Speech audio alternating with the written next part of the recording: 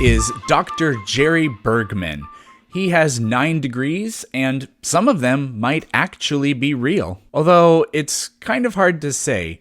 He got his PhD from Columbia Pacific University, which is a fraud institute that was shut down in the 90s. A PhD dissertation written in Spanish was approved by 4 faculty members who cannot speak Spanish. 9 students received a PhD in 1994, had been enrolled for less than 20 months, and 4 of them less than 12 months.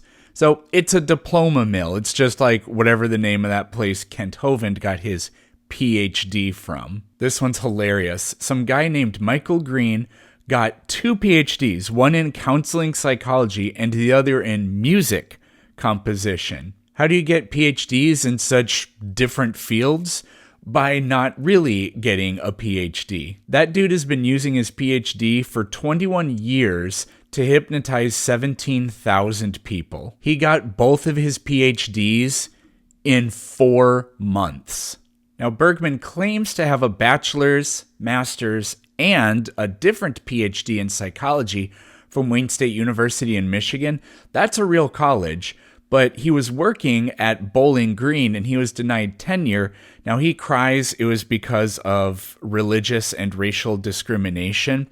But according to the university, it's because he didn't have any real psychology credentials. So I don't know if anything that this guy has is real. Creationists are notorious for this kind of what would we call it, resume embellishment or whatever. If they've been a guest speaker at a university, they claim to be like an adjunct professor. So he's a lying dipshit, and this is par for the course. I very recently, only a couple of days ago, heard about the dude, and I saw this video he was in, and yeah, we're going to go through his claims. Now, as a person with a PhD in human biology, Jerry is here to tell us that we humans did not evolve and that we are not related to other apes. And this specific video is pretty much just about Lucy. Because a lot of these missing links we have in books titled Missing Links. Well, if you find it, it's no longer a missing link, and therefore the term is outdated. But what we refer to usually in missing link is a link which links us with chimps, a individual which is somewhat in between us and chimps, which has some human traits and some chimp traits. And so the most commonly regurgitated false trope talking point about evolution is, if humans come from chimps, why are there still chimps? We don't come from chimps. Even morons like the people at Answers in Genesis understand that. Don't make that argument, because that's not what people who believe in evolution think.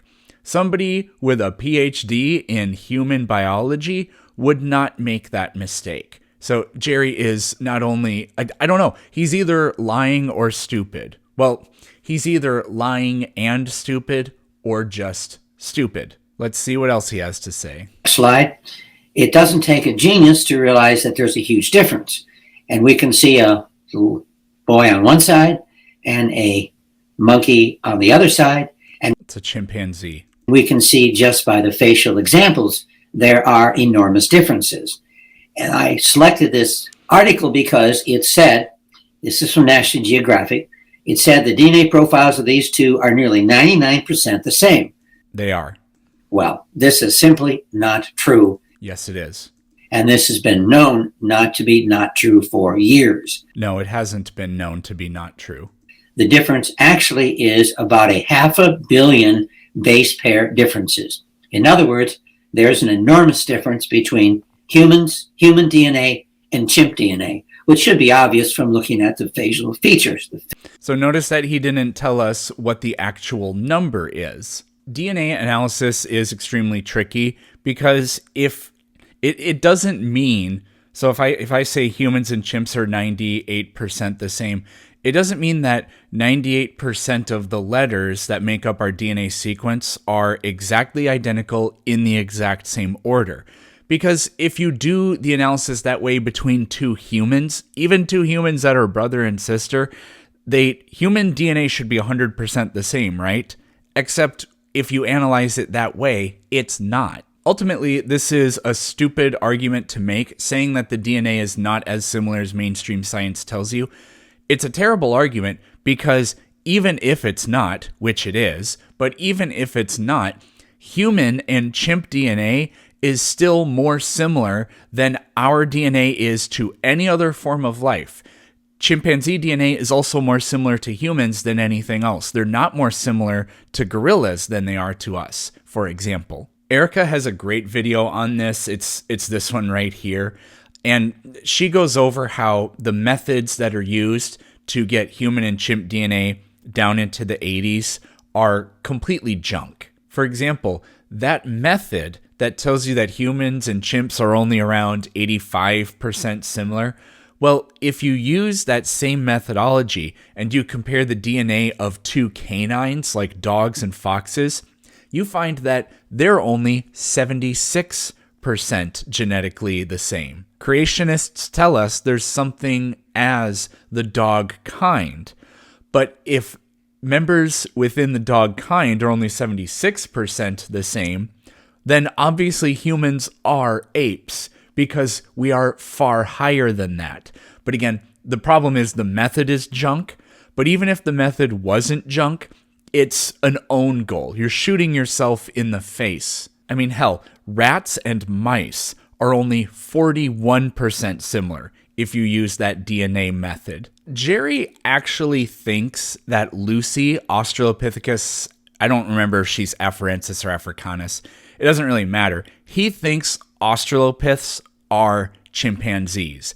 Now, this is just laughable, but let's go over his evidence. And one good example is the top example here is the finger bone they found from Lucy. It is curved. A human finger bone is not curved. And so therefore this is one more evidence that indeed the skeleton of Lucy was of a chimp. So this is this gives me really no doubt that either he's lying or he just copy and pasted this from a different group of people that were lying and he's too stupid to tell the difference. Look at the shape of this finger bone and then look at the shape of this finger bone. So this is the Lucy one. Notice the curve. Although it is broken, so that curve, it's broken this way, so that curve might be accentuated by the break. But that doesn't really matter. Look at the bone articulations down here. Notice how the human finger bone doesn't have that same kind of shape?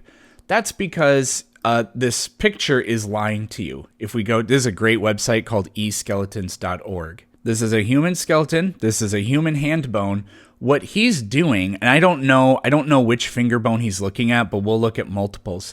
What he's doing is he's showing you a dorsal view, a top-down view. When we look at a human finger bone from a lateral view, oh, look at that. Do you see how the curvature is there? It's not extreme curvature, it's subtle, but this is extremely similar to what we find in Lucy. Now, that's a metacarpal. If we go to a phalange, I think he was probably actually showing a phalange. So this is the middle finger, the very first bone right here. Again, there's that dorsal view, the top-down view, but look at the medial or lateral view. Notice how that's exactly like what we're seeing in the Lucy skeleton. So again, he's either just stupid or lying. Now, it's true that other primates have much more extreme curvature. Orangutans are a great example. They're a little bit more arboreal than chimps. So when we look at the orangutan finger, look at how curved that bone is. And that just means that they have to exert less energy to hang in the trees because the curvature of the bone naturally makes it like a hook, and they don't have to use a lot of muscle power. He attempts to make the argument that the position of the foramen magnum in Lucy proves that Lucy was not upright walking, that it was, and then supports his idea that it was a chimpanzee. So the foramen magnum is the hole in the back of the skull.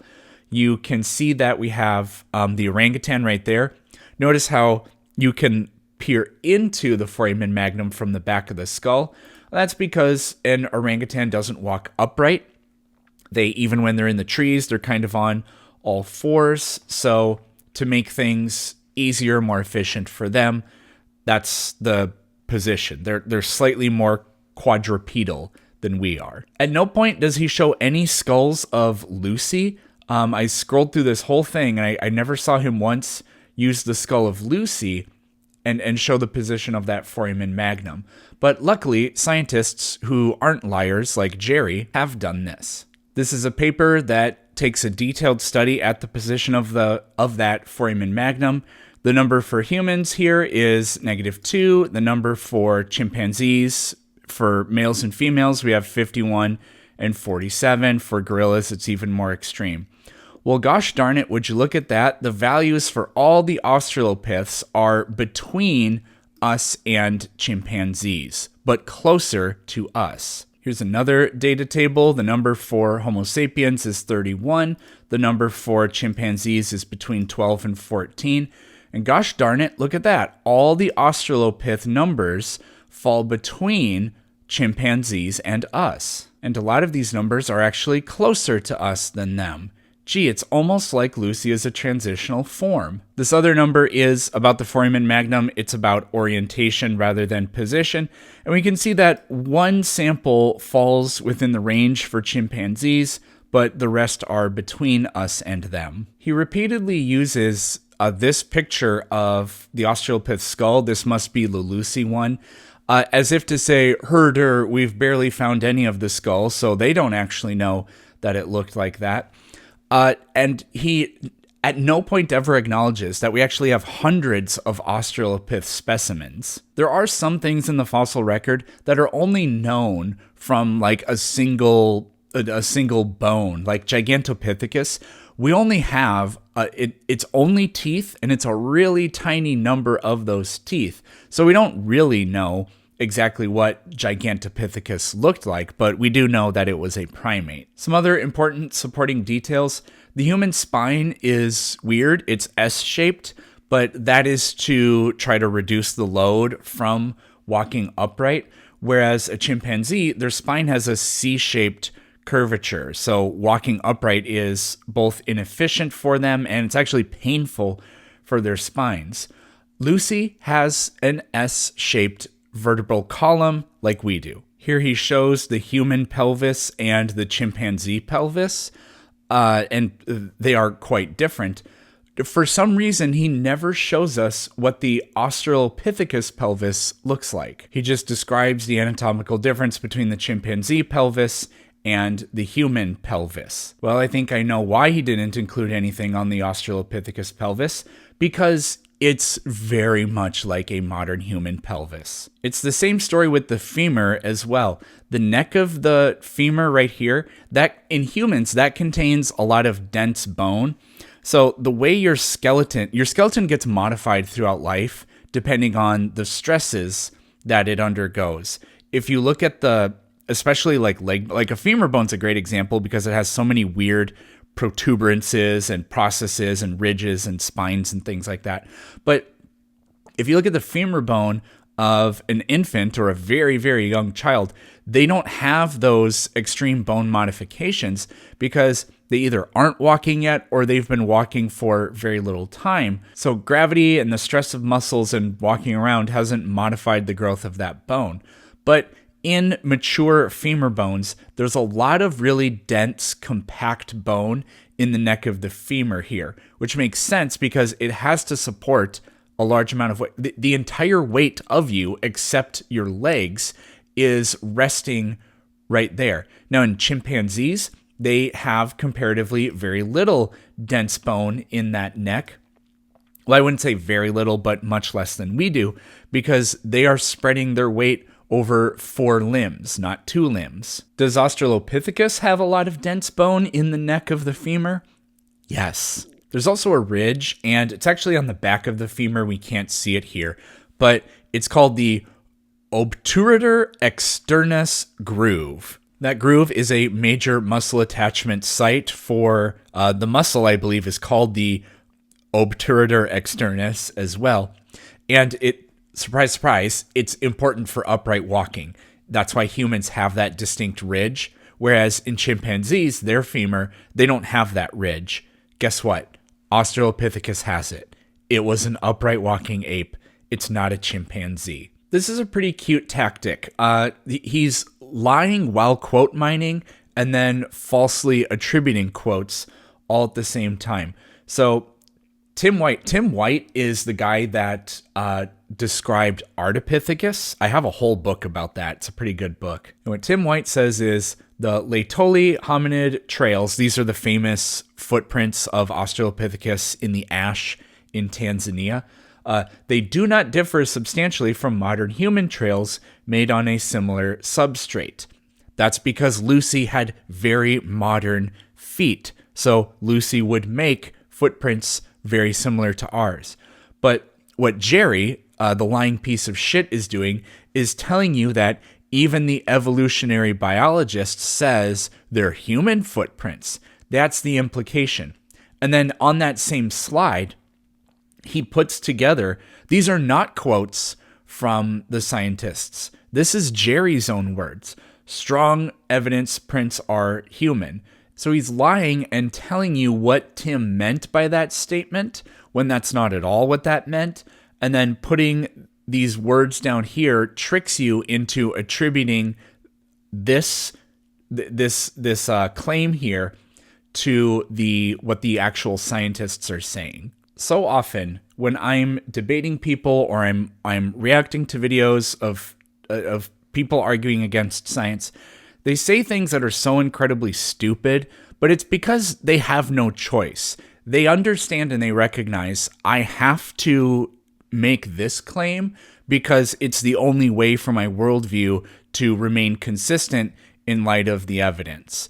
And, you at least get credit for that because you may be lying to yourself, but you're not lying. Jerry here, though, this is another thing, and it's really hard to tell exactly who is lying and who just simply is too dumb to understand the evidence. So I don't know if Jerry is just desperately trying to cling to his creationism idiocy, and so he has to say things that are really stupid, if he's too stupid to understand anything, or if he's just lying, because all of his claims hold as much water as a tennis racket. I'm afraid we may never know. Kitty would like to say thank you for watching, and she and I will see you next time.